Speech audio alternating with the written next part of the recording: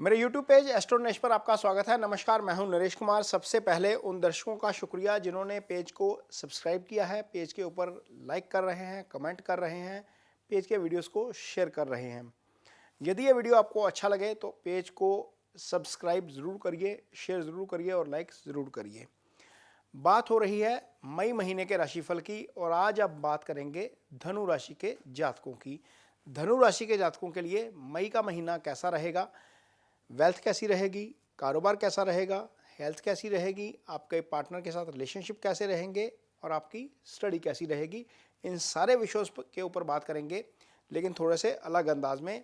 अब कुंडली लाइव लगाएंगे और लाइव बताएंगे आपको कि आपकी कुंडली में या आपकी राशि में क्या क्या ग्रह परिवर्तन करेंगे मई के महीने में और उसका आपको कौन सा फल मिलेगा, कैसा फल मिलेगा।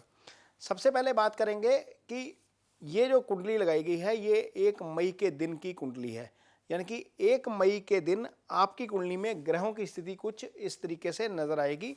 धनु राशि के लिए तीसरे भाव में शनि गोचर कर रहे हैं, ये शुभ गोचर में है, तो निश्चित तौर पर आपको शनि के अच्छे परिणाम मिलेंगे।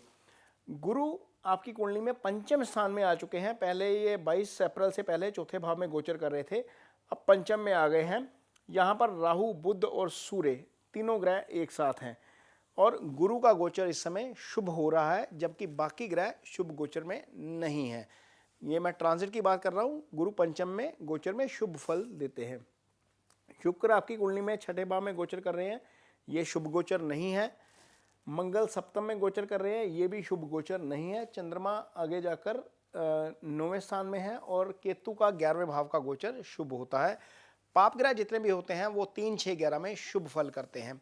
तो ये जो गोचर है आपको किस तरीके का फल देगा, आगे जैसे जो सिचुएशन चेंज होगी ग्रहों की वो आपके लिए कैसा फल लेकर आएगी। सबसे पहले आपकी कुंडली में 2 तारीख को यानी कि 2 मई को ही शुक्र राशि परिवर्तन कर जाएंगे और शुक्र यहाँ से यहाँ आ जाएंगे, तो ये गोचर आपके लिए शुभ हो जाएगा। यानी कि ये जो अशुभता थी यहाँ पर छठे भाव में शुक्र की, वो अशुभता नहीं रहेगी। ये इसलिए भी इम्पोर्टेंट है क्योंकि शुक्र आपकी कुंडली में उनकी मूल त्रिकोण राशि 11वें भाव में है, ये आय का स्थान होता है, तो यानी कि इसके अब अच्छे फल आपको 2 मई के बाद मिलने शुरू हो जाएंगे। मंगल आगे जाकर अष्टम भाव में गोचर कर जाएंगे 10 मई को। 10 मई को मंगल का ये गोचर है, ये भी अशुभ गोचर है क्योंकि सप्तम में भी अशुभ है और अष्टम भाव में भी मंगल का गोचर जो है वो अच्छा नहीं होगा। सूर्य आपकी कुंडली में 15 मई को राशि परिवर्तन करेंगे और सूर्य 15 मई को यहाँ पर आ जाएंगे और ये जो गोचर है आपकी कुंडली में शुभ गोचर हो जाएगा क्योंकि सूर्य का गोचर 3, 6, 10, 11 में अच्छा होता है, तो निश्चित तौर पर सूर्य यहाँ पर आपको अच्छे फल करेंगे। सूर्य आपकी कुंडली में भाग्य स्थान के भी स्वामी है, तो शुभ गोचर में आना एक तरीके से अच्छा है। तो अब आपकी कुंडली में ये सूर्य अच्छे शुभ गोचर में आ जाएंगे। गुरु ऑलरेडी शुभ गोचर में है, शनि केतु ऑलरेडी शुभ गोचर में है, यानी कि 5 ग्रह शुभ गोचर में आ जाएंगे मई महीने के दौरान। तो क्या फल मिलेगा? सबसे पहले तो यह है कि इस भाव यानी कि ये जो कर्म स्थान है, जैसे हम जॉब देखते हैं, आपकी नौकरी देखते हैं, आपका प्रोफेशन देखते हैं, कारोबार देखते हैं, आप फ्रीलांस काम करते हैं वो भी देखते हैं, किसी भी तरह का कर्म आपको 10वें भाव से देखने को मिलता है। तो इस भाव के स्वामी पंचम में गोचर कर रहे हैं, ये शुभ गोचर में नहीं है, तो निश्चित तौर पर इसके अच्छे रिजल्ट नहीं मिलेंगे। लेकिन इसके बावजूद गुरु की चूंकि दृष्टि जो है वो 11वें भाव के ऊपर जा रही है, तो निश्चित तौर पर आपको आय के लिहाज से दिक्कत नहीं आएगी, मनी फ्लो बना रहेगा। इस भाव के स्वामी शुक्र भी शुभ गोचर में आ जाएंगे, लगन को भी देखेंगे, तो निश्चित तौर पर आपके लिए आय नहीं रुकेगी, मनी फ्लो आपका नहीं रुकेगा। तो कर्म के लिहाज से हम देखें तो आप भले ही सेटिस्फाइड ना हो, लेकिन आय के लिहाज से आप निश्चित तौर पर सेटिस्फाई होंगे और आपको इसके अच्छे रिजल्ट मिलेंगे और आप जो है महसूस करेंगे कि मनी फ्लो आपके लिए नहीं रुका है। आगे बात करेंगे रिलेशनशिप की। रिलेशनशिप का आपके लिए कैसा रहेगा? ये भाव सप्तम भाव शादी का भाव होता है। यहाँ पर 10 मई तक तो मंगल ही रहेंगे, तो मंगल का सप्तम में बैठना ही अपने आप में थोड़ा सा डिस्टर्ब करने वाला होता है क्योंकि मंगल एग्रेशन के कारक हैं। मंगल जब यहाँ पर बैठते हैं तो 8वीं दृष्टि से इस भाव को देखते हैं, सप्तम से लगन को देखते हैं। जब चंद्रमा के ऊपर मंगल की दृष्टि आती है तो आपको गुस्सा ज़्यादा आता है, आप रिएक्ट जल्दी करते हैं और आपका रिएक्शन कहाँ से आता है? आपकी वाणी से। तो वाणी वाला भाव 10 मई तक वैसे ही मंगल के प्रभाव में रहेगा लगन के साथ साथ, लेकिन 10 मई के बाद जैसे मंगल यहाँ पर आएंगे तो ये वाणी वाले भाव को तो डिस्टर्ब रखेंगे, लेकिन लगन से दृष्टि हट जाएगी। चंद्रमा के ऊपर से दृष्टि हटने से आपको थोड़ी सी राहत मिलेगी। शुक्र की दृष्टि चंद्रमा के ऊपर चली जाएगी, आप थोड़ा सा अपने पार्टनर के साथ आपका जो है वो कोऑर्डिनेशन बढ़ेगा, क्योंकि शुक्र शादी का कारक ग्रह भी है और इसका सप्तम में आ जाना अपने आप में एक अच्छी डेवलपमेंट है, और मंगल का आगे खिसक जाना भी अपने आप में एक अच्छी डेवलपमेंट है। और गुरु जो है वो लगन यहाँ पर पंचम में बैठकर चंद्रमा को देखेंगे, यानी कि गुरु की शुभ दृष्टि भी पंचम के चंद्रमा के ऊपर, शुक्र की शुभ दृष्टि भी चंद्रमा के ऊपर, तो कहीं ना कहीं शुभता आएगी इस महीने में यदि हम देखें तो ये पार्टनरशिप के लिहाज से, यानी कि आपकी मैरिज के लिहाज से ये स्थिति थोड़ी सी बेटर हो गई है। जहाँ तक सिंगल्स की बात है तो सिंगल्स के लिए अभी समय बहुत ज़्यादा अच्छा नहीं है। वहाँ पर पंचम स्थान में गुरु राहु एक साथ हैं।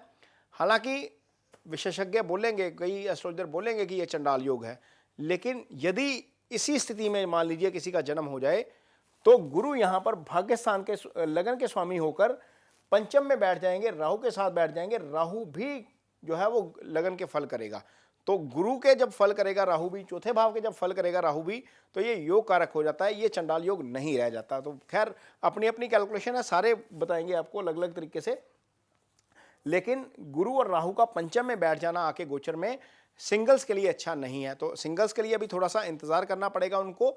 मैरिज के लिहाज से भी यदि हम बात करें, रिलेशनशिप के भी लिहाज से यदि बात करें, जब तक ये राहु आगे नहीं खिसक जाते, राहु उल्टा चलते हैं तो 12 राशि में जाएंगे, वो 30 अक्टूबर को जाएंगे। 30 अक्टूबर के बाद सिंगल्स के लिए स्थिति थोड़ी सी बेटर होनी शुरू होगी। गुरु यहाँ पर रूल करेंगे अकेले, और यहाँ पर गुरु बहुत अच्छे परिणाम देंगे। फिर लगन को एक्टिवेट किया हुआ है, तो हो सकता है कि मैरिज भी इसके बाद हो जाए।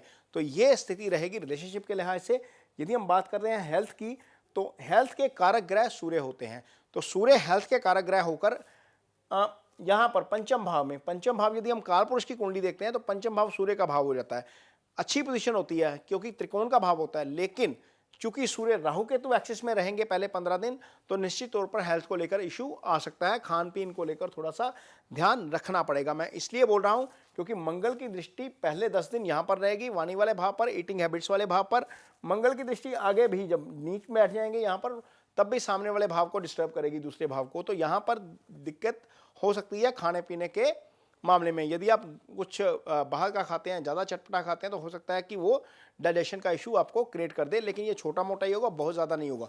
वो भी 15 मई से पहले। 15 मई के बाद जब सूर्य यहाँ पर आ जाएंगे तो सूर्य आपको निश्चित रूप से यहाँ पर अच्छा फल करेंगे। सूर्य छठे में अच्छा फल करते हैं गोचर में। सूर्य हेल्थ के कारक हैं और भाग्य स्थान के स्वामी हैं, तो भाग्य भी साथ देगा 15 मई के बाद। तो ये स्थिति आपके लिए अच्छी हो जाएगी हेल्थ के लिहाज से। अब बात करेंगे स्टडी कैसी रहेगी। स्टडी के लिए पंचम भाव देखा जाता है, यहाँ पर गुरु और बुध दोनों हैं। हाई स्टडी जो स्टूडेंट करना चाह रहे हैं, जिनको लगता है कि कहीं आगे जाकर एडमिशन चाहिए या आगे जाकर एडमिशन लेना चाहते हैं किसी बड़े कॉलेज में या यूनिवर्सिटी में, तो हो सकता है कि वहाँ पर आपको उसके अच्छे परिणाम मिलें। गुरु चंद्रमा को देख रहा है, वहाँ पर आपको पॉजिटिविटी देंगे, और गुरु शुभ गोचर में है, तो निश्चित तौर पर इसके आपको अच्छे रिजल्ट्स देखने को मिलेंगे। तो ये स्टूडेंट्स के लिए राशिफल रहेगा। धनु राशि के जातकों के लिए मई का महीना ये टोटल राशिफल है, स्टडी के लिहाज से, कर्म के लिहाज से, आय के लिहाज से, हेल्थ के लिहाज से और पार्टनरशिप के लिहाज से, यानी कि आपकी रिलेशनशिप के लिहाज से। ये वीडियो आपको कैसा लगा, इस वीडियो पर कमेंट बॉक्स में अपनी राय जरूर दीजिए। यदि ये वीडियो अच्छा लगा तो इसे शेयर जरूर करिए, पेज को सब्सक्राइब जरूर करिए। इसके साथ ही मुझे दीजिए इजाजत। नमस्कार।